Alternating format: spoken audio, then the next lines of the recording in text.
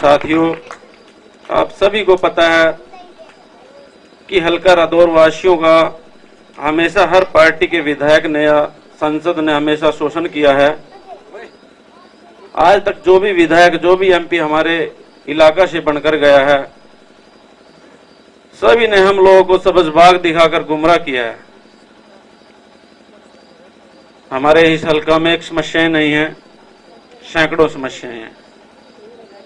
मैं इस हल्का से रहने वाला हूं, हर गांव में जाता हूं,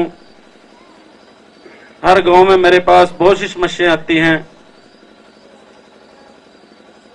कहीं पर गरीब लोगों को 100-100 गज के प्लाट मिलने थे, वो नहीं मिले। कहीं पर प्लाटों की रजिस्ट्री नहीं हुई। अगर किसी प्लाट की रजिस्ट्री हो चुकी है, उसका इंतकाल नहीं हुआ।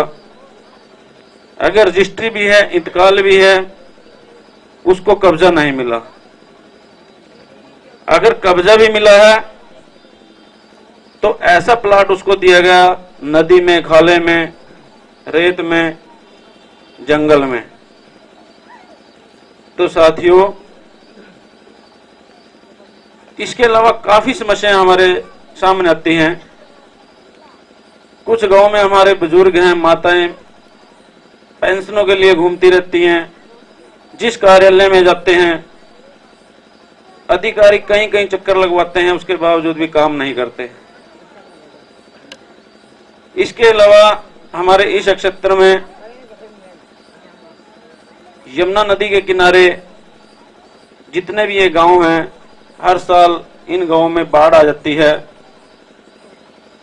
जिससे हमारे किसानों की फसलें बर्बाद हो जाती हैं। काफी परेशानियों का सामना करना पड़ता है। साथियों, ये बात सोचने वाली है, विचार करने वाली है।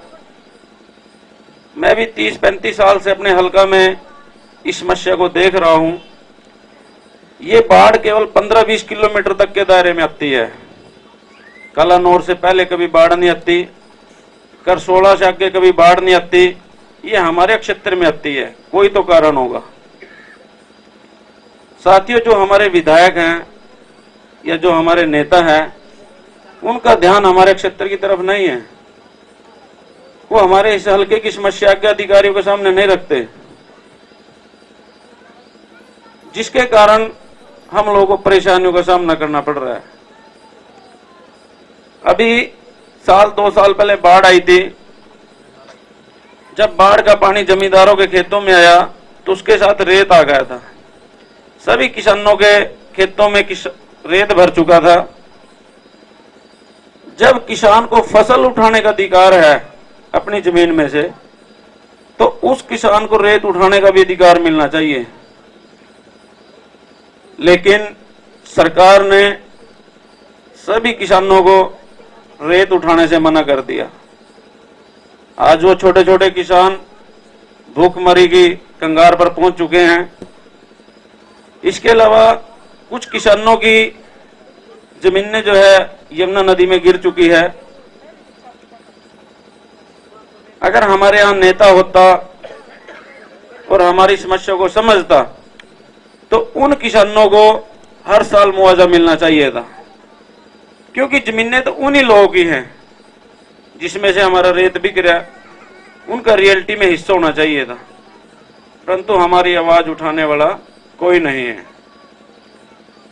इसके अलावा हमारे इस क्षेत्र में शिक्षा का स्तर गिरता जा रहा है।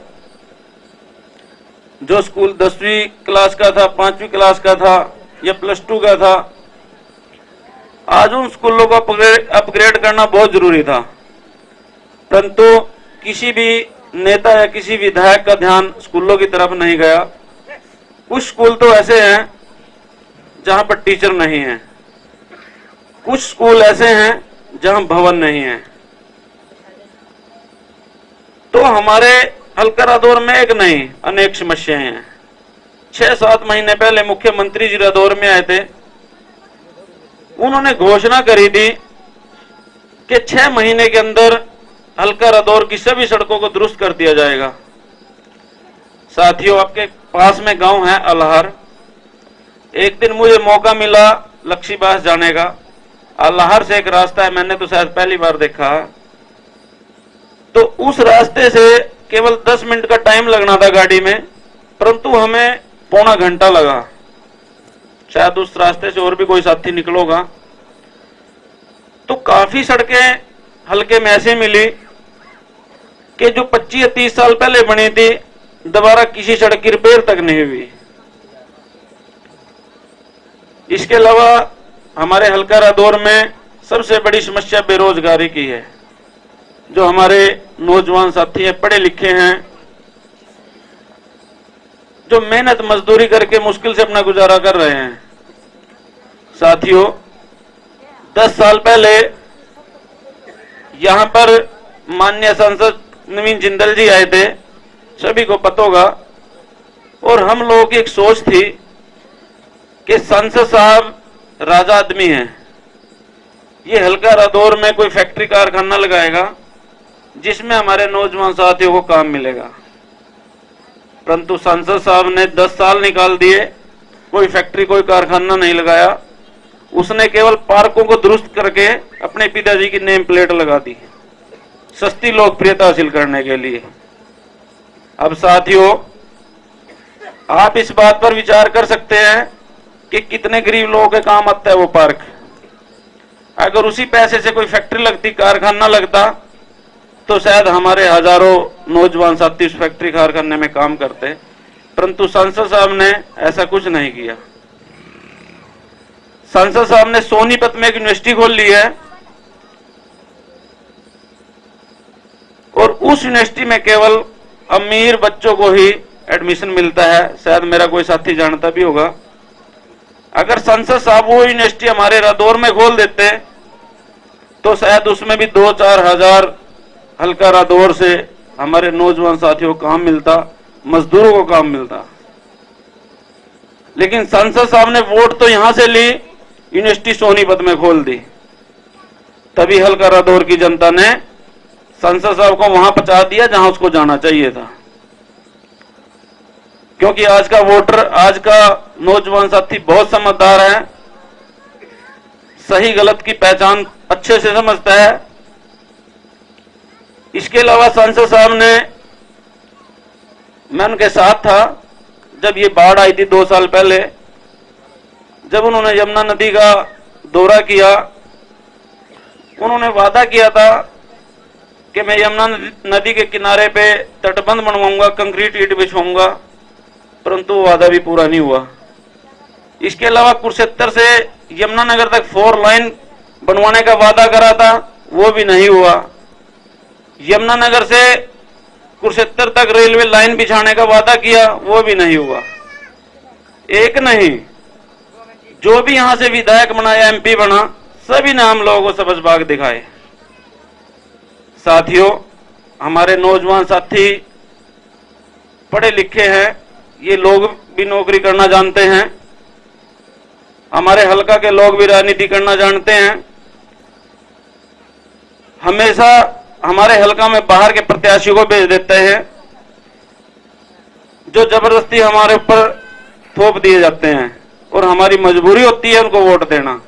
और वो लोग वोट लेकर चले जाते हैं, दोबारा हल्के की तरफ देखकर भी नहीं जाते भी कौन है कौन नहीं रह रहा।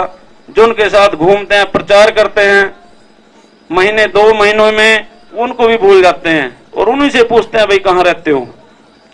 तो साथियों, आज का वोटर बहुत समझदार है। तो आप लोगों ने सोचकर समझकर अपनी वोट का इस्तेमाल करना। हम लोग कोई नेता नहीं है, हम आपके भाई हैं, आपके बच्चे हैं। जितने मेरे साथ साथी हैं इसी हल्का के रहने वाले हैं, ये सब समाज सेवक हैं और हम सभी लोगों ने मिलजुल कर एक अभियान चलाया हुआ है कि हम हल्का रादौर में परिवर्तन चाहते हैं, हल्का रादौर में विकास चाहते हैं।